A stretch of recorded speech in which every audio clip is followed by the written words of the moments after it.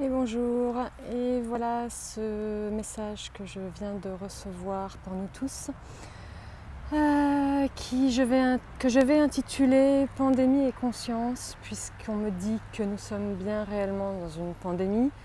Je ne vous apprends rien, mais je vous confirme que ça donne une idée de l'espace-temps sur lequel et la durée sur laquelle il va falloir tenir, puisque c'est loin d'être fini et que nous avons à apprendre encore beaucoup pour sortir de nos schémas de lutte, de résistance, en tout cas de toutes ces informations qu'on nous envoie et où on nous promet des solutions miracles qui sont bien illusoires en fait, parce que le virus est là, il est bien là, il mute, il est de plus en plus virulent et nous n'avons pas le choix.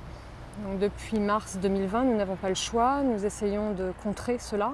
Nous n'essayons pas de vivre avec et de le traiter, mais nous essayons de le contrer. C'est visiblement pas la solution puisque ça ne marche pas. Ça continue.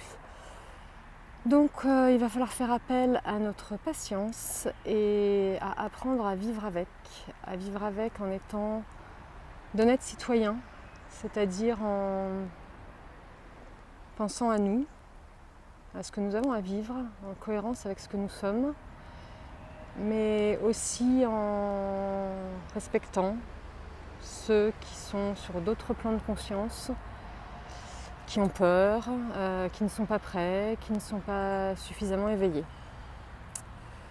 Voilà.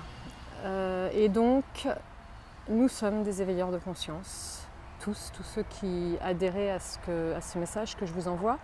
Nous sommes des éveilleurs de conscience et notre rôle, nous ne sommes pas là par hasard, notre rôle c'est dans beaucoup de calme et dans beaucoup de douceur et de respect, de faire comprendre à ceux qui sont moins éveillés que nous ces choses simples que je viens de vous dire, pour les amener eux-mêmes à un éveil, quel que soit le degré, mais à un niveau d'éveil supérieur, qui va nous permettre de nous rassembler et de nous comprendre plutôt que de nous éloigner, de nous diviser.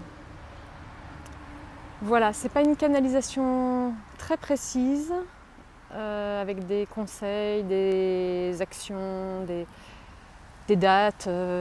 C'est plutôt un message de paix entre nous les humains, de respect pour tout ce qui nous éloigne les uns les autres, tous ces qui sont que des niveaux de conscience en fait. Et voilà, donc le message que j'entends, c'est qu'il faut que les éveilleurs de conscience, en patience, continuent à envoyer des messages pleins de bon sens, des messages justes, pour que nous acceptions de vivre ça dans le temps et que ce soit long. Mais pour que nous en sortions plus grands et probablement avec un monde plus beau. C'est ce que j'espère en tout cas. Voilà, c'est très court, mais fallait que je vous le fasse partager. J'espère que ça résonnera chez certains d'entre vous, que ce sera suffisamment clair. Et je vous dis à bientôt.